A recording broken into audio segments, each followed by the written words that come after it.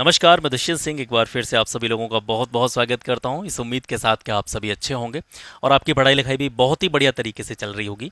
NCERT economics की जो हम सीरीज़ कर रहे थे क्लास 9 से लेकर के 12 तक, आज उसका अंतिम पार्ट है और इसी वीडियो के साथ में आपकी इकोनॉमिक्स की एनसीईआरटीज़ यहाँ से कंप्लीट हो जाएंगी। तो एक तरफ जहाँ इकोनॉमिक्स कंप्लीट हो रही है, दूसरी तरफ कल से ही मैं आपके लिए एनसीईआरटी हिस्ट्री की क्लासेस स्टार्ट करने वाला हूँ।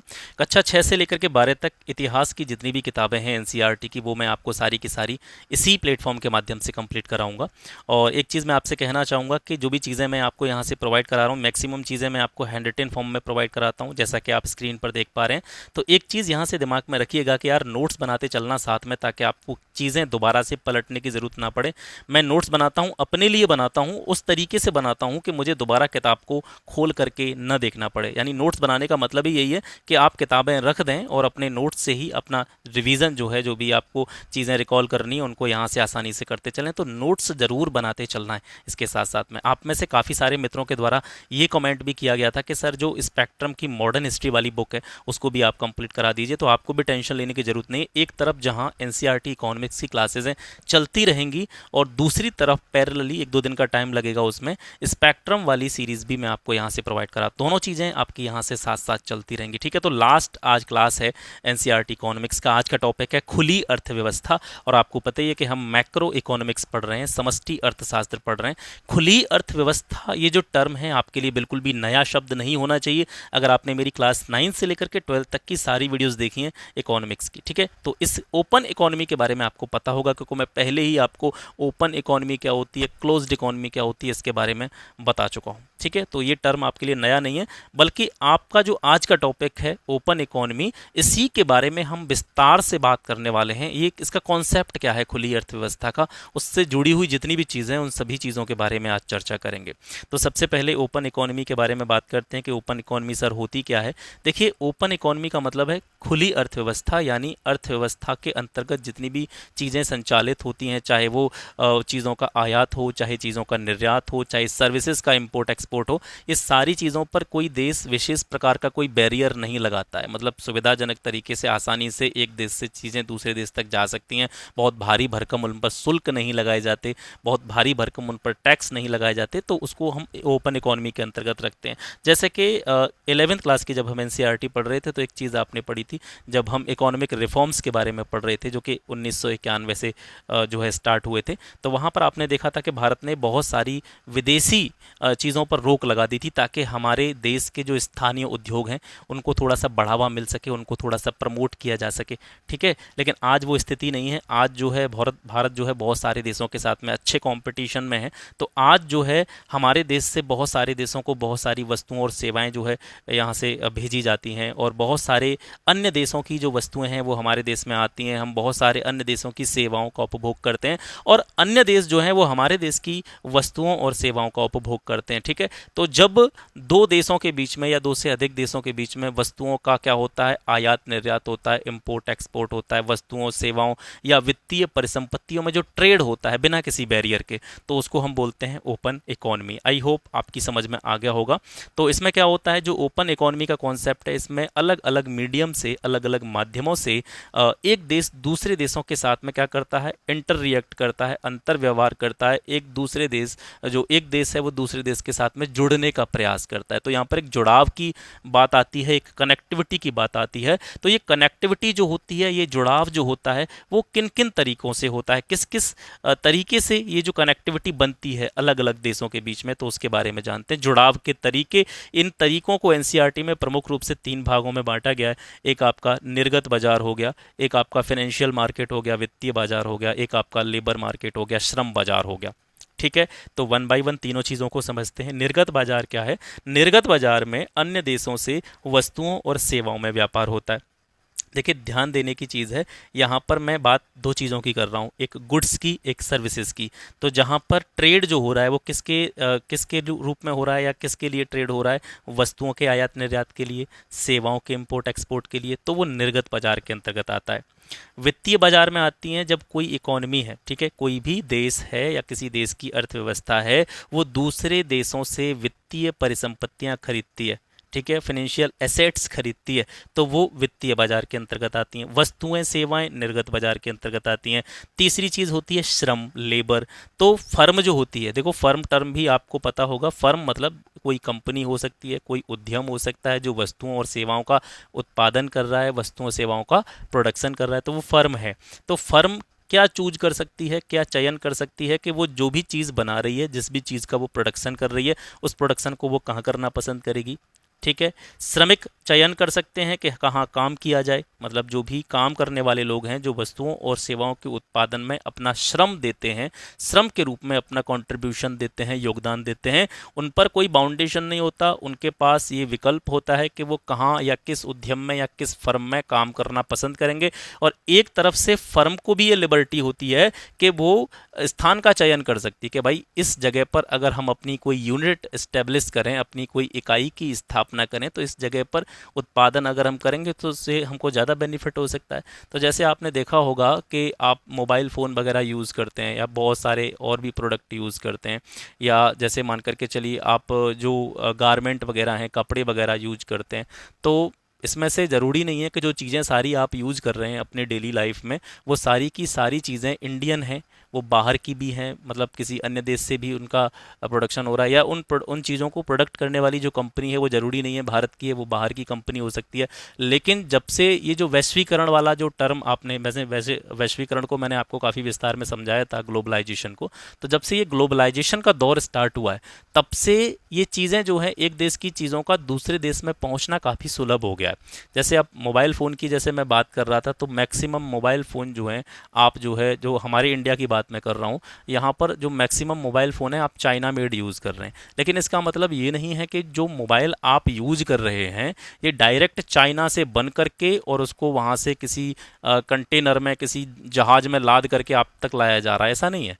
देखिए कंपनी चाइना की है, ठीक है, कंपनी चाइना की हो सकता है आपके पास जो फ़ोन हो वो चाइना की ही कंपनी का हो, लेकिन वो कंपनी चाइना की है, लेकिन उसने अपनी इकाई, अपनी यूनिट यहाँ पे स्थापित कर रखी है। यानी चीज़ों का जो प्रोडक्शन हो रहा है वो कहाँ पे हो रहा है, इंडिया में हो रहा है। ठीक है, इसलिए इसी वजह से बहुत सारी चीज़ों पर आपने लिखा देखा होगा मेड इन इंडिया लिखा आता है। तो मेड इन इंडिया की वजह से आप ये नहीं समझ पाते कि ये चीज़ जो है भारत में तो बनी है, इतना तो कन्फर्म हो रहा है, लेकिन क्या ये कंपनी ही भारत की है, ये जो है आप समझ नहीं पाते। ठीक है, तो फर्म जो है, अब आजकल जितने भी फर्म है, भारत की फर्म है विदेशों में जाकर के अपना प्रोडक्शन कर रही हैं, विदेशी फर्म है भारत में आकर के अपना प्रोडक्शन कर रही हैं। ठीक है, तो ये श्रम बाजार है जिसमें फर्म के पास ये लिबर्टी होती है। फर्म जो है अपने कहाँ पर वो प्रोडक्शन करना चाहती है, कहाँ पर उत्पादन करना चाहती है, उस स्थान के बारे में वो चयन करती है। तो ये तीन तरीके हैं। इनके साथ में जो देश हैं, जो पूरे विश्व में जितने भी देश हैं, वो एक दूसरे के साथ में क्या करते हैं, इंटर रिलेशन बनाते हैं, अंतर संबंध स्थापित करते हैं, व्यापारिक संबंध स्थापित करते हैं।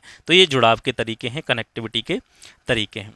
राष्ट्रीय सीमाओं के बीच में वस्तुओं का जो आवागमन होता है, वस्तुओं का आवागमन समझ रहे हैं, वस्तुओं का आवागमन का मतलब है आयात और निर्यात, इंपोर्ट और एक्सपोर्ट। एक देश से, यानी मान करके चलिए हमारे देश से कोई चीज़ बन रही है, वो अमेरिका जा रही है, या अमेरिका की कंपनी या अमेरिका में का कोई उद्यम होगा, अमेरिका की कोई फर्म है, वो अपने देश में कुछ चीज़ का प्रोडक्शन कर रही है, वो हमारे देश तक आ रहा है। तो ये क्या है, वस्तुओं का आवागमन है राष्ट्रीय सीमाओं के भीतर। ठीक है, तो इसको बोलेंगे हम इंपोर्ट एक्सपोर्ट। तो जब भी वस्तुओं और सेवाओं का राष्ट्रीय सीमाओं के बीच में आवागमन होता है, इंपोर्ट एक्सपोर्ट होता है, तो उसके लिए किसका यूज किया जाता है, द्रव्य का प्रयोग किया जाता है, मुद्रा का प्रयोग किया जाता है, करेंसी का उपयोग किया जाता है।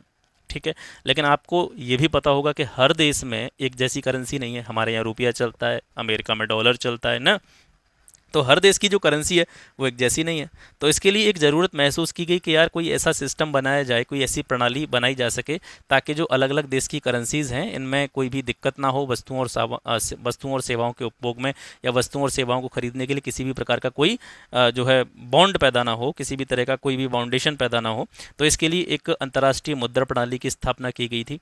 हालांकि ये चीज़ क्लियर है कि अंतर्राष्ट्रीय स्तर पर, इंटरनेशनल लेवल पर कोई भी ऐसी करेंसी नहीं है जो किसी एक बैंक द्वारा जारी की जाती है। मतलब अंतर्राष्ट्रीय स्तर तक अंतर्राष्ट्रीय स्तर के लिए कोई एक ही करेंसी के भाई इसको चले जाओ, ये पूरे सभी देशों में मान्य है। ठीक है, लेकिन कुछ हद तक आप ये कह सकते हैं कि कुछ ऐसी करेंसीज हैं, कुछ ऐसे देशों की करेंसीज हैं जिनको अंतर्राष्ट्रीय स्तर पर मान्यता जरूर दे दी गई है, जिसका एक सबसे अच्छा एग्जाम्पल आप लेकर के चल सकते हैं US डॉलर। अमेरिका का जो डॉलर है वो मैक्सिमम जो है देशों में अंतर्राष्ट्रीय रूप से जो है मान्य है। ठीक है, अब इसके बाद में आता है आपका अदायगी संतुलन, जिसको आप भुगतान संतुलन भी कहते हैं, बैलेंस ऑफ पेमेंट कहते हैं, बीओपी कहते हैं। ठीक है, ये सभी एक ही चीज़ है। अदायगी संतुलन इसको कह लें आप, भुगतान संतुलन इसको आप कह लें, बैलेंस ऑफ पेमेंट कह लें, या संक्षेप में इसको हम कभी कभी बीओपी कह देते हैं। तो ये बीओपी या बैलेंस ऑफ पेमेंट या भुगतान संतुलन है क्या?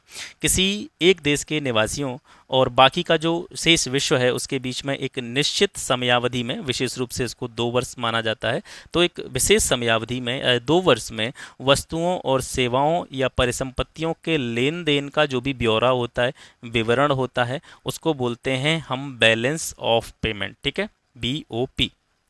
अब बीओपी को थोड़ा सा हम समझते हैं डिटेल में। हम बैलेंस ऑफ पेमेंट की बात कर रहे हैं, तो ये बैलेंस ऑफ पेमेंट जो होता है इसके दो अलग अलग क्या होते हैं, खाते होते हैं। ठीक है, दो अलग अलग इसके अकाउंट होते हैं। किसके? भुगतान संतुलन के या अदायगी संतुलन के या बैलेंस ऑफ पेमेंट के, बीओपी के। बीओपी के दो खाते होते हैं। पहला खाता होता है आपका चालू खाता, जिसको हम करेंट अकाउंट कहते हैं। दूसरा खाता होता है आपका पूंजी खाता, जिसको आप कैपिटल अकाउंट कहते हैं।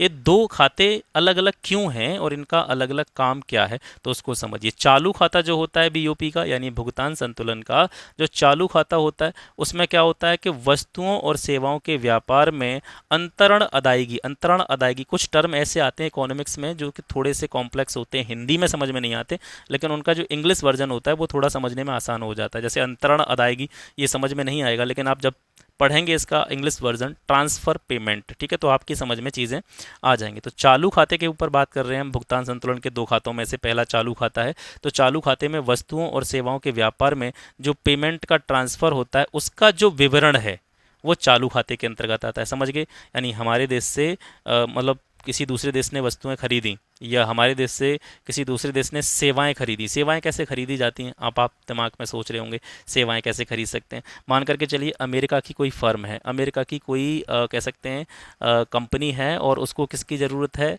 अपने कस्टमर केयर वगैरह या जो भी कस्टमर केयर के लिए जो भी एम्प्लॉय हैं उनकी आवश्यकता है। तो वो अपने यहाँ पर जो भी कस्टमर केयर्स वगैरह हैं या उसके लिए जितने भी उसको एम्प्लॉयज़ की ज़रूरत पड़ेगी तो उनको वहाँ पे ज़्यादा पेमेंट देना पड़ेगा। लेकिन आप जानते हैं कि हमारे देश की करेंसी यूएस से काफ़ी कम है, यूएस डॉलर की अपेक्षा काफ़ी कम है। तो यहाँ से अगर वो श्रमिक हायर करेंगे, यहाँ से काम करने वाले एम्प्लॉय हायर करेंगे, तो उसको अपने देश की अपेक्षा सस्ते दामों में जो है यहाँ से एम्प्लॉय मिल जाएंगे। तो हमारे देश के जो एम्प्लॉय हैं वो किसके लिए काम कर रहे हैं, मान करके चलिए यूएसए के लिए काम कर रहे हैं, अमेरिका के लिए काम कर रहे हैं। तो हमने क्या किया, हमने सर्विसेज प्रोवाइड करी उनके लिए। सेवाओं का क्या हुआ, जो है सेवाओं का हमने क्या किया, वहाँ पर ट्रांसफ़र किया। तो वस्तुओं और सेवाओं के व्यापार में जो भी पेमेंट का ट्रांसफ़र होता है उसका जो विवरण रखा जाता है वो चालू खाते में रखा जाता है। इसके बाद में आता है पूंजी खाता। पूंजी खाते में परिसंपत्तियों का जितना भी इंटरनेशनल लेवल पर जितना भी लेन देन होता है उसका जो है विवरण दर्ज किया जाता है। ठीक है, और परिसंपत्ति ये जो है आप क्या समझते हैं इससे कि परिसंपत्ति का मतलब क्या है? परिसंपत्ति मतलब ये है कि धन के रूप में कोई भी चीज़ जो धन के कह सकते हैं सब्स्टिट्यूट के रूप में यूज करी जा रही है। जैसे ये करेंसी हो सकती है, ये जो है स्टॉक हो सकते हैं, ये बॉन्ड हो सकते हैं, बंद पत्र हो सकते हैं, सरकारी ऋण, ये सारी चीज़ें हम किसके अंतर्गत रखते हैं, ये परिसंपत्तियों के अंतर्गत रखते हैं। ठीक है, तो पूंजी खाते में क्या होता है, परिसंपत्तियों से जुड़ा हुआ इंटरनेशनल लेवल का जितना भी लेन देन होता है वो बैलेंस ऑफ पेमेंट के पूंजी खाते में होता है। चालू खाते में वस्तुओं और सेवाओं के व्यापार में जितने भी पैसे का ट्रांसफ़र होता है उसका विवरण रखा जाता है। दोनों खाते आपकी समझ में आगे होंगे। अब दोनों को थोड़ा सा और विस्तार से समझते हैं। चालू खाते के ऊपर बात कर रहे हैं। बैलेंस ऑफ पेमेंट के दो खाते थे, एक चालू खाता एक पूंजी खाता। चालू खाता पूंजी खाता दोनों आपकी समझ में आ गए। अब चालू खाते के अलग अलग कंपोनेंट होते हैं, इसके घटक होते हैं, उनको समझिए। चालू खाते के मुख्य रूप से 3 घटक होते हैं। पहला वस्तुओं में व्यापार, दूसरा सेवाओं में व्यापार, तीसरा अंतरण भुगतान। आपने जब चालू खाते के बारे में पढ़ा था कि इसमें किस किस चीज़ का विवरण है, तो आपको वहाँ पर देखा था कि वस्तुओं और सेवाओं का जो व्यापार होता है उससे संबंधित जितने भी ट्रांसफ़र होते हैं, पेमेंट होते हैं, वो सारे चालू खाते के अंतर्गत आते हैं। तो वस्तुएं सेवाएं वहीं से आपके दिमाग में होंगी कि चालू खाते की बात हो रही है तो जाहिर सी बात है वस्तुओं की बात होगी, वस्तुओं के व्यापार की बात होगी, सब सेवाओं के व्यापार की बात होगी, और वस्तुओं और सेवाओं के व्यापार में जो पेमेंट होता है, ठीक है, उसकी बात होगी। और तीसरा आता है आपका यहाँ से अंतरण भुगतान। ठीक है, अंतरण भुगतान। तीनों के बारे में विस्तार से समझते हैं। वस्तुओं के व्यापार में आपको पता है नॉर्मल सी चीज़ है कि निर्यात और आयात दोनों आएंगे। हम किसी दूसरे देश से चीज़ें खरीद भी सकते हैं और दूसरे देश को अपने यहाँ से चीज़ें बेच भी सकते हैं, तो ये आयात निर्यात हो गया। सेवाओं में व्यापार सेवाओं के व्यापार के दो घटक हैं, एक निवल उपदान आय जिसको हम बोलते हैं नेट फैक्टर इनकम, और दूसरा होता है आपका निवल गैर उपदान आय, इसको नेट नॉन फैक्टर इनकम कहते हैं। अब ये दोनों चीज़ें क्या हैं भैया, इनको समझ लीजिए। यहाँ पे ये आपको दिमाग में लेकर के चलना है कि बात किसकी हो रही है, सेवाओं के व्यापार की हो रही है। बात किसकी हो रही है, ओवरऑल सेवाओं के व्यापार की हो रही है। सेवाओं के व्यापार में हमने दो चीज़ें देखी, एक नेट फैक्टर इनकम और दूसरी नेट नॉन फैक्टर इनकम।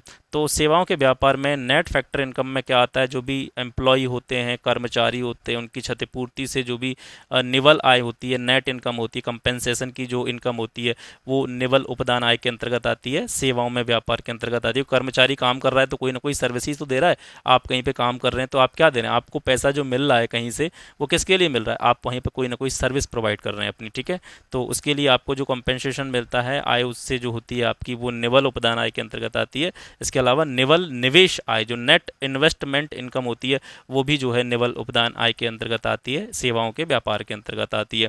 दूसरा आपका कॉलम है आपकी नेट नॉन फैक्टर इनकम। इसमें आती है आपकी शिपिंग से जुड़ी हुई जो भी इनकम होगी, बैंकिंग से जुड़ी हुई चीज़ें होंगी, बीमा से जुड़ी हुई चीज़ें होंगी, इंश्योरेंस हो गया आपका, टूरिज्म पर्यटन से जुड़ी हुई चीज़ें हो गई, सॉफ्टवेयर सर्विसेज से जुड़ी हुई चीज़ें हो गई। तो ये सारी चीज़ें आपकी नेट नॉन फैक्टर इनकम में आती हैं, ठीक है। तो इन इस तरह की सेवाएं जो है इनका आदान प्रदान होता है एक देश से दूसरे देश में। तो इनसे जुड़ा हुआ जो भी ट्रेड होता है, या इसके जुड़ा हुआ जो भी कह सकते हैं ट्रांसफ़र, पेमेंट का जो ट्रांसफ़र होता है, वो सब चालू खाते के अंतर्गत आता है। हम पढ़ चालू खाता ही रहें, ठीक है। तो वस्तुओं में व्यापार आपकी समझ में आ गया, सेवाओं की व्यापार आपने समझ लिया। अब इसके बाद में आता है अंतरण भुगतान। अंतरण भुगतान क्या होता है, इसमें कौन कौन सी चीज़ें आती हैं। जब कोई एक देश में रहने वाला कोई व्यक्ति दूसरे देश के लिए, दूसरे देश में रहने वाले अपने किसी फ्रेंड के लिए, रिलेटिव के लिए कोई उपहार भेजता है, या फिर मान करके चलिए आपका कोई भाई है, वो विदेश में नौकरी करता है, यूएस में नौकरी करता है, और वहाँ पे उसको जो पेमेंट मिलता है उसका कुछ हिस्सा वो अपने घर वालों के लिए भेज रहा है, आपके लिए भेज रहा है। तो आप जो है वहाँ से धन प्राप्त कर रहे हैं, तो वो प्रेषित धन हो गया, ठीक है। अनुदान भी हो सकते हैं। ये सारी चीज़ें अंतरण भुगतान के अंतर्गत आती हैं। तो तीन चीज़ें मुख्य रूप से जो है ये चालू खाते के घटक में आती हैं, करंट अकाउंट के घटक में आती हैं। एक आपका वस्तुओं में व्यापार, सेवाओं में व्यापार, और आपका अंतरण भुगतान, ठीक है। इसके बाद में आगे चलते हैं, चालू खाते का आधिक्य, या हमारा चालू खाता संतुलित है या हमारे चालू खाते में घाटा है, इसको हम किस तरीके से देखते हैं। तो हमारा जो करंट अकाउंट है अगर वो पॉजिटिव है, आधिक्य का मतलब है पॉजिटिव है, तो पॉजिटिव चीज़ें जब होती हैं, जब आपकी चीज़ें यानी आपको जो पैसा मिल रहा है वो ज़्यादा मिल रहा है, आपको भुगतान कम करना पड़ रहा है कहीं पे भी, यानी आपकी इनकम ज़्यादा है, खर्चे कम है, तो आपका जो चालू खाता होगा वो कैसा होगा, पॉजिटिव होगा। तो चालू खाते का आधिक्य का मतलब है कि जो प्राप्तियाँ हो रही हैं बाहर से, हमको जो पैसा मिल रहा है वो ज़्यादा मिल रहा है, और हमको अपने जो भी सर्विसेज हम कहीं दूसरी जगह से ले रहे हैं, हम अपने यूज़ के लिए वस्तुएं कहीं दूसरी जगह से ले रहे हैं, उसके लिए जो हम भुगतान कर रहे हैं वो कम है, किसकी अपेक्षा, प्राप्तियों की अपेक्षा। प्राप्त ज़्यादा हो रहा है और हमारी जेब से जा कम रहा है, भुगतान हम कम कर रहे हैं, तो हमारा चालू खाता या करंट अकाउंट होगा वो आधिक्य में होगा, पॉजिटिव होगा। संतुलित चालू खाता बैलेंस्ड कब होगा, ये जब प्राप्ति और भुगतान बराबर हो जाएंगे, यानी कहीं से आपको जो पैसा मिल रहा है, वस्तु सेवाएं आप दूसरे देश में भेज रहे हैं, वहाँ से जो आपको पैसा मिल रहा है, और दूसरे देश से आप जो सर्विसेज और गुड्स मंगा रहे हैं उसके लिए आप पैसा दे रहे हैं, वो दोनों चीज़ें बराबर हो जाएंगी। मतलब जितने की आप चीज़ें खरीद रहे हैं उतने की बेच भी रहे हैं, ठीक है। तो ये क्या हो गया, बैलेंस हो गया। यहाँ पर जो चालू खाता है आपका करंट अकाउंट है वो बैलेंस्ड हो जाएगा। चालू खाते का घाटा, नेगेटिविटी कैसे आएगी इसमें, कि आपको प्राप्त कम हो रहा है लेकिन आपको देना ज़्यादा पड़ रहा है, आपकी इनकम कम है, खर्चे ज़्यादा हैं, तो वो क्या है, चालू खाते का घाटा है, करंट अकाउंट का जो है नेगेटिव फॉर्म है। इसके बाद में आते हैं चालू खाते के संतुलन के घटक, ठीक है। चालू खाते के संतुलन के घटक, इसको हम प्रमुख रूप से दो भागों में बांटते हैं। एक आपका होता है व्यापार का संतुलन, इसको संक्षेप में हम बीओटी भी कहते हैं, बैलेंस ऑफ ट्रेड, और दूसरा है आपका अदृश्य मदों का संतुलन। ये दो तरह के जो बैलेंस हैं ये चालू खाते के संतुलन के घटक के रूप में देखे जा सकते हैं। तो सबसे पहले हम बात करेंगे व्यापार के संतुलन के बारे में। किसी देश के एक निश्चित समयावधि में निर्यातों और आयातों के बीच का जो मूल्य होता है, उसका जो डिफरेंस है वो आपका बीओटी कहलाता है, बैलेंस ऑफ ट्रेड कहलाता है। यानी आपने कुछ दूसरे देश के लिए बेचा और आपने कुछ दूसरे देश से खरीदा, तो उन दोनों आयात निर्यातों का जो मूल्य होगा, ठीक है, उनकी जो मॉनेटरी वैल्यू होगी, उस वैल्यू का जो डिफरेंस होगा वो होगा आपका व्यापार का संतुलन। तो जब निर्यात होता है, ठीक है, निर्यात मतलब जब आप अपने देश से चीज़ें दूसरे देश के लिए बेच रहे हैं, तो ये जो है क्रेडिट होगा आपके बैलेंस ऑफ ट्रेड में, ठीक है, समझ रहे हैं? यानी आप जब निर्यात कर रहे हैं, चीज़ें बेच रहे हैं तो पैसा आएगा, चीज़ें बेच रहे हैं तो पैसा आपके पास आएगा, और जब पैसा आता है तो वो क्रेडिट होता है, उसको बोलते हैं क्रेडिट। और क्रेडिट कहाँ पे होगा? हम बात किसकी कर रहे हैं? बैलेंस ऑफ ट्रेड की। ठीक है, तो ये जो है व्यापार के संतुलन में क्रेडिट हो जाएगा, बीओटी में क्रेडिट हो जाएगा। और जब हम चीज़ें खरीदेंगे, आयात करेंगे, बाहर से चीज़ें मंगाएंगे, तो पैसा हमारे पास से जाएगा, यानी ये डेबिट होगा। ये डेबिट कर दिया जाएगा किससे? बीओटी से। तो ये यहाँ से चीज़ें आपकी समझ में आ गई होंगी। अदृश्य मदों का संतुलन क्या है? इसमें अलग अलग देशों के बीच में होने वाली जो भी सेवाएं हैं या जो भी ट्रांसफर्स हैं, हस्तांतरण है, आय का प्रभाव है, इनकम का फ्लो है, ये सारी चीज़ें जो है अदृश्य मदों के संतुलन के अंतर्गत आती हैं। ठीक है, तो ये आपने जो अभी तक पढ़ा, ये आप चालू खाते के बारे में बात कर रहे थे। अब इसके बाद में आप बात करेंगे पूंजी खाते के बारे में। तो पूंजी खाते को मुख्य रूप से तीन भागों में हम यहाँ से देखते हैं। एक आपका निवेश, एक आपका विदेशी ऋण, और एक आपका विदेशी सहायता। वन बाय वन इसको समझते हैं। निवेश जो होता है, इन्वेस्टमेंट जब कहीं पे किया जाता है, तो ये पूंजी खाते के अंतर्गत दो तरीके का इन्वेस्टमेंट होता है। एक आपका प्रत्यक्ष निवेश हो गया, डायरेक्ट इन्वेस्टमेंट हो गया, और दूसरा आपका पोर्टफोलियो इन्वेस्टमेंट हो गया। प्रत्यक्ष निवेश में कौन कौन सी चीज़ें आती हैं? इसमें प्रत्यक्ष विदेशी निवेश होता है, फॉरेन डायरेक्ट इन्वेस्टमेंट, जिसको आप एफडीआई कहते हैं। ठीक है, प्रत्यक्ष विदेशी निवेश आ जाता है। इक्विटी से संबंधित पूंजी आ जाती है, पुनर्निवेशित आयें आ जाती हैं, और इसके अलावा अन्य जो प्रत्यक्ष पूंजी प्रवाह होते हैं वो डायरेक्ट इन्वेस्टमेंट के अंतर्गत आते हैं। पोर्टफोलियो निवेश में आते हैं आपके जो विदेशों से फंड मिलता है किसी कंट्री को, वो जो है पोर्टफोलियो निवेश में आ जाते हैं। इसके अलावा फॉरेन इंस्टीट्यूशनल जो इन्वेस्टमेंट होते हैं, ठीक है, फॉरेन इंस्टीट्यूशनल इन्वेस्टमेंट, इसके अलावा विदेशों से जो फंड मिल रहा है, ये सारी चीज़ें पोर्टफोलियो निवेश के अंतर्गत आती हैं। विदेशी ऋण में क्या क्या आ जाता है? विदेशों से लिया गया व्यापारिक ऋण आ जाता है, जो कि अल्पकाल के लिए लिया जाता है। अल्पकालिक जो ऋण होता है वो विदेशी ऋण के अंतर्गत आ जाता है। विदेशी सहायता में आपकी सरकारी सहायता हो सकती है, ठीक है, अंतः सरकारी और बहुपक्षीय तथा त्रिपक्षीय द्विपक्षीय जो ऋण होता है, वो सारी चीज़ें विदेशी सहायता में आती है। ठीक है, सरकार की तरफ से सहायता कर दी गई, ठीक है, या फिर आपका बहुत सारे लोगों देशों ने मिलकर के किसी एक देश की मदद कर दी, या किसी एक देश ने किसी दूसरे देश की मदद कर दी, तो इस तरह का जो पैसा होता है, ऋण होता है, वो विदेशी सहायता के अंतर्गत काउंट किया जाता है। तो ये पूंजी खाते के कुछ जो है फैक्टर्स हो गए। पूंजी खाते का संतुलन कैसे माना जा सकता है? कि जब पूंजी का अंतर प्रवाह पूंजी के बाह्य प्रवाह के बराबर हो। पूंजी जो आ रही है देश में और पूंजी जो जा रही है देश से, वो दोनों कैसी हों? इक्वल हो जाएं, तो पूंजी खाता बैलेंस की स्थिति में कहा जा सकता है। जो आपका कैपिटल अकाउंट है वो कैसा होगा? संतुलित होगा। अब पूंजी का अंतर प्रवाह क्या है? पूंजी का बाह्य प्रवाह क्या है? पूंजी के अंतर प्रवाह में विदेशों से किसी देश को जो ऋण प्राप्त होता है, पैसा प्राप्त होता है, वो पूंजी का क्या है? अंतर प्रवाह है। क्योंकि पूंजी जो है, पैसा जो है देश के अंदर आ रहा है। विदेशी कंपनियों में शेयरों की बिक्री, उससे भी पैसा देश के अंदर आ रहा है, तो ये पूंजी का अंतर प्रवाह है। पूंजी का बाह्य प्रवाह क्या है? ऋणों का भुगतान। आपने किसी से पैसा लिया तो उसका पैसे के जो है, पैसा जो आपने लिया है, ऋण आपने लिया किसी दूसरे देश से, आपको उस देश को वो पैसा पे भी करना है, भुगतान भी करना है। तो जब भुगतान करेंगे, आप किसी ऋण को चुकाएंगे, तो पैसा आपके यहाँ से जाएगा तो वो पूंजी का बाहरी की ओर क्या है? प्रवाह है।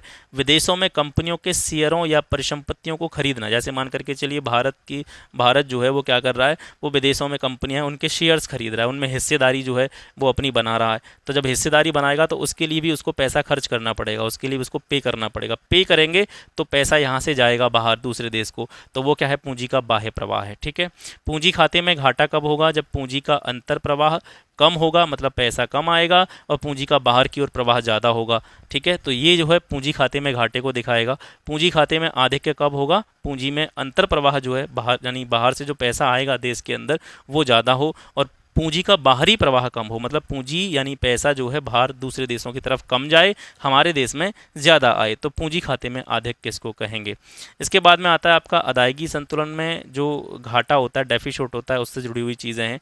कोई भी देश है जिसके करंट अकाउंट में घाटा है, ठीक है, चालू खाते में उसके में घाटा है, जो शेष विश्व को बिक्री से प्राप्त धन से अधिक धन व्यय करता है, मतलब विश्व में जो भी बिक्री कर रहा है वो अपनी वस्तुओं की, सेवाओं की, ठीक है, जो भी कह सकते हैं यहाँ से दूसरे देशों में चीज़ें बेची जा रही हैं, सेवाएं बेची जा रही हैं, उनसे जो पैसा देश को मिल रहा है उससे ज़्यादा वो क्या कर रहा है? खर्च कर रहा है, तो उसके करंट अकाउंट में घाटा होगा। ये तो नॉर्मल सी बात है, हमने पहले भी पढ़ी थी।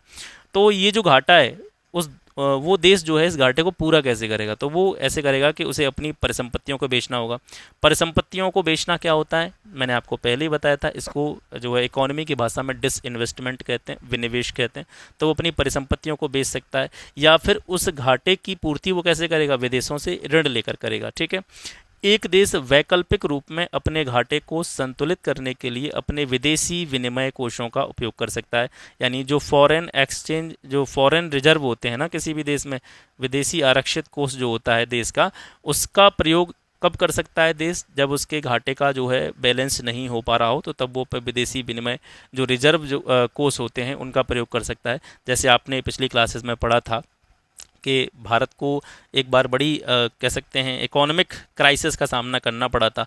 उसका जो विदेशी विनिमय कोष था वो 15 दिन के लिए देश का खर्चा चलाने के लिए भी नहीं बचा था। मतलब जो भी देश की ज़रूरतें होती हैं, जो भी देश को बाहर से सामान मंगाना पड़ता है, तो उसके 15 दिन की पूर्ति के लिए भी इंडिया के पास में पैसा नहीं था। तो उस वजह से उसने जो है आईएमएफ का दरवाज़ा खटखटाया, वर्ल्ड बैंक का दरवाज़ा खटखटाया, वहाँ से उनको फिर बहुत सारा पैसा मिला, ऋण के रूप में लिया। तो ये वही विदेशी विनिमय कोष की बात मैं कर रहा हूँ। ठीक है, घाटा होने पर आरबीआई द्वारा विदेशी विनिमय बेचना जो होता है, उसकी जो प्रोसेस होती है, उसको आधिकारिक कोष विक्रय कहा जाता है। ठीक है, जब घाटा है और घाटे की पूर्ति के लिए रिजर्व बैंक ऑफ इंडिया क्या कर रही है, अपने विदेशी विनिमय को बेच रही है, तो इस प्रोसेस को हम बोलते हैं आधिकारिक कोष विक्रय। आधिकारिक कोष, जिनको हम ऑफिशियल रिजर्व बोलते हैं, इनमें कमी या वृद्धि को हम बोलते हैं कुल अदायगी संतुलन घाटा। ठीक है, तो ये कुछ छोटी छोटी चीज़ें थी। इसके बाद में आता है आपका विदेशी विनिमय बाजार, फॉरेन एक्सचेंज मार्केट। ये एक ऐसा मार्केट है, ये एक ऐसा बाजार है जिसमें जो भी इंटरनेशनल करेंसी होती हैं, अलग अलग देशों की जो करेंसी होती हैं, उनका एक दूसरे के साथ में व्यापार होता है, ट्रेड होता है। तो जहाँ पर करेंसी जो है एक दूसरे के साथ में मुद्राओं के रूप में जो व्यापार हो रहा है, उसको हम बोलते हैं विदेशी विनिमय बाजार। इस बाजार में मुख्य रूप से जो पार्टिसिपेट करने वाले लोग होते हैं वो कमर्शियल बैंक्स होती हैं, फॉरेन एक्सचेंज ब्रोकर्स होते हैं, ठीक है, जो दलाल होते हैं, ऑथराइज्ड डीलर होते हैं। इसके अलावा मॉनेटरी अथॉरिटीज़ होती हैं, जो मुद्रा प्राधिकारी होती हैं वो होते हैं। तो ये जो है प्रमुख रूप से फॉरेन एक्सचेंज मार्केट के पार्टिसिपेट करने वाले लोग होते हैं। विदेशी विनिमय दर, ठीक है, इसको हम फॉरेक्स भी कह देते हैं संक्षेप में, फॉरेन एक्सचेंज रेट है इसका पूर्ण रूप, लेकिन इसको कभी कभी संक्षेप में फॉरेक्स कह दिया जाता है। एक मुद्रा की दूसरी मुद्रा में जो कीमत का निर्धारण होता है वो विदेशी विनिमय की दर के द्वारा होता है, फॉरेन एक्सचेंज रेट के द्वारा होता है। जैसे मान करके चलिए, मान के चलें अभी डॉलर 80 चल रहा हो, यानी $1 भारत के 80 रुपयों के बराबर है, तो ये जो है विदेशी विनिमय दर है। ठीक है, $1 बराबर क्या हो गया, भारत के 80 रुपये। ठीक है, तो ये है फॉरेन एक्सचेंज रेट। तो डिमांड ऑफ फॉरेन एक्सचेंज क्या है, यानी अगर विदेशी विनिमय की मांग हो रही है, डिमांड हो रही है, तो क्या होगा, तो इससे जुड़ी हुई जो भी चीज़ें होंगी उनको यहाँ पे देखते हैं कि जैसे विदेशी विनिमय दर में अगर वृद्धि कर दी जाती है, ठीक है, यानी डॉलर और महंगा हो जाए, भारत के सापेक्ष या भारत की करेंसी के सापेक्ष डॉलर और ज़्यादा महंगा हो जाए या डॉलर की कीमत बढ़ जाए, तो क्या होगा, increase the cost of purchasing of foreign goods. यानी जब डॉलर की कीमत बढ़ जाएगी भारत की मुद्रा के सापेक्ष, तो इसका सबसे बड़ा प्रभाव ये होगा कि जब भी हम विदेशी सामान को खरीदेंगे तो वो हमारे लिए काफ़ी महंगा हो जाएगा। ठीक है, हमारी कॉस्ट जो है परचेज़ करने की विदेशी सामान को, वो इंक्रीज़ हो जाएगी। मान करके चलिए कि एक छोटा सा एग्जाम्पल लेते हैं कि आज आप एक माचिस खरीदने जा रहे हैं अपने देश में, तो आप उसके लिए ₹1 पे कर रहे हैं, और मान करके चलिए अमेरिका में वही माचिस $1 की है। सपोज करिएगा हमारे यहाँ पर जो आप एक माचिस खरीदने जा रहे हैं वो ₹1 की आपको मिल रही है, और आप अमेरिका में पहुँच गए, वहाँ पे आपको एक माचिस खरीदनी है, तो वहाँ पर वो $1 की है। लेकिन अगर आप दोनों करेंसी में कंपेयरिंग करेंगे, तो आप जब भारत के सापेक्ष, भारत की मुद्रा के सापेक्ष अगर आप अमेरिका में एक माचिस खरीदेंगे, तो उसके लिए आपको अपनी मुद्रा के हिसाब से ₹80 देने पड़ रहे हैं, क्योंकि वहाँ पे $1 है, $1 भारत की ₹80 के बराबर है। तो मान करके चलिए कि विदेशी विनिमय दर में वृद्धि हो गई, फॉरेन एक्सचेंज रेट बढ़ गई, और जो डॉलर है वो भारतीय रुपए के सापेक्ष में और ज़्यादा महंगा हो गया, यानी अब उसकी कीमत मान करके चलिए ₹100 हो गई। तो अब अगर आप माचिस खरीदने जाएंगे तो अब 80 की जगह पर आपको ₹100 देना पड़ेगा। तो यहाँ पर यही चीज़ बताई जा रही है कि विदेशी विनिमय दर में क्या हो जाती है, वृद्धि हो जाती है, तो उससे हमारे लिए क्या हो जाता है, जो फॉरेन गुड्स है, विदेशी सामान जो है उसको खरीदने की जो हमारी कॉस्ट है वो बढ़ जाती है। इसके अलावा रिड्यूसेस डिमांड फॉर इम्पोर्ट, आयात की जो डिमांड है वो घट जाती है। रिड्यूसेस घट जाती है। क्या घट जाता है? इंपोर्ट की डिमांड। जैसे मान करके चलिए आज बहुत सारी चीज़ें यूएस से आ रही हैं, लेकिन इसके विपरीत क्या हो गया कि अमेरिका का जो डॉलर है वो बढ़ गया, बहुत ज़्यादा बढ़ गया, मान लो 200 रुपये पे पहुँच गया। ठीक है, अब 200 रुपये पे पहुँच गया, यानी 200 रुपये पहुँचने का मतलब मैं क्या बता रहा हूँ कि एक डॉलर भारत के 200 रुपये के बराबर हो गया। तो इससे क्या होगा, आप जो चीज़ें पहले मंगा रहे थे, जितनी मात्रा में मंगा रहे थे या जितनी चीज़ें मंगा रहे थे, आप उनमें कटौती करना स्टार्ट कर देंगे, तो उससे जो इम्पोर्ट की डिमांड है वो घट जाएगी। इसके अलावा demand of foreign exchange also decreases. इसके अलावा जैसे जैसे क्या होगा कि जो डिमांड है इंपोर्ट की घटती चली जाएगी विदेशी विनिमय दर में वृद्धि से, तो इससे फॉरेन एक्सचेंज की डिमांड भी उसके साथ ही घटती चली जाएगी। ठीक, अब बात करते हैं फॉरेन एक्सचेंज की सप्लाई के बारे में। यहाँ पर हम होम कंट्री को लेकर के चलेंगे, घरेलू देश को लेकर के चलेंगे। तो देखिए जो पूर्ति है ना फॉरेन एक्सचेंज की, विदेशी विनिमय की जो पूर्ति है, उसका सीधा संबंध एक्सपोर्ट से होता है। ठीक है, यानी निर्यात से होता है। जो चीज़ें हम यहाँ से दूसरे देशों को बेच रहे हैं, जो सेवाएं हम यहाँ से दूसरे देशों को बेच रहे हैं, उस पर डिपेंड करता है। एक्सपोर्ट मतलब क्या है कि जब कोई भी विदेशी जो है, ठीक है, वो हमारे देश की जो वस्तुएं हैं या सेवाएं हैं उनकी खरीदारी करता है, तो जो है ये एक तरह से कही जा सकती है फॉरेन एक्सचेंज की क्या हो रही है, सप्लाई हो रही है। इसके अलावा जो विदेशी हैं वो क्या करते हैं, वो गिफ्ट भेजते हैं, इसके अलावा पैसे ट्रांसफ़र करते हैं, उससे भी जो है फॉरेन एक्सचेंज की सप्लाई होती है, पूर्ति होती है। इसके अलावा जो भी परिसंपत्तियां होती हैं या असेट्स होते हैं किसी भी घरेलू देश के, वे विदेशियों के द्वारा क्या करे जाते हैं, खरीदे जाते हैं, तो उससे भी जो है फॉरेन एक्सचेंज की सप्लाई होती है। अगर फॉरेन एक्सचेंज के प्राइस में क्या आ जाता है, एक तरह से वृद्धि हो जाती है, राइज हो जाता है, rise in the price of foreign exchange, foreign exchange के प्राइस में वृद्धि हो जाती है, तो क्या होगा, reduces the foreigners cost in USD. ठीक है, अगर विदेशी विनिमय में वृद्धि होती है तो जो अमेरिका का आदमी होगा वो जब भारत में आएगा तो उसके लिए कॉस्ट क्या हो जाएगी, कम हो जाएगी। हमने इससे पहले जब पढ़ा था, डिमांड में पढ़ रहे थे, तो हम क्या कर रहे थे कि जैसे ही भैया फॉरेन एक्सचेंज में वृद्धि होती है, विदेशी विनिमय दर में वृद्धि होती है, हमारे लिए चीज़ें खरीदना, विदेशी चीज़ें खरीदना महंगा हो जाएगा। और दूसरी तरफ सप्लाई के अंतर्गत हम पढ़ रहे हैं कि जब भी फॉरेन एक्सचेंज के प्राइस में वृद्धि होगी, विदेशी विनिमय के प्राइस में वृद्धि होगी, तो जो फॉरेनर्स होंगे, विदेशी लोग होंगे, वो किसी दूसरे देश में यानी हमारे देश में आएंगे, तो उनके लिए जो चीज़ें यहाँ से वो खरीदेंगे या जो सेवाएं यहाँ से खरीदेंगे, उसकी कॉस्ट जो है वो कैसी हो जाएगी, रिड्यूस हो जाएगी, कम हो जाएगी। ठीक है, तो ये हो गया आज का सेशन। आशा करता हूँ आज का सेशन आपको पसंद आया होगा। इसी के साथ में इकोनॉमिक्स का जो पूरा कह सकते हैं 9th क्लास से 12th क्लास तक का जो पूरा सीरीज़ थी वो यहाँ से कंप्लीट हो जा रही है। कल के लिए आपको रेडी रहना है। कल से आपको एनसीईआरटी हिस्ट्री की क्लासेस जो है लगातार मिलने लग जाएंगी।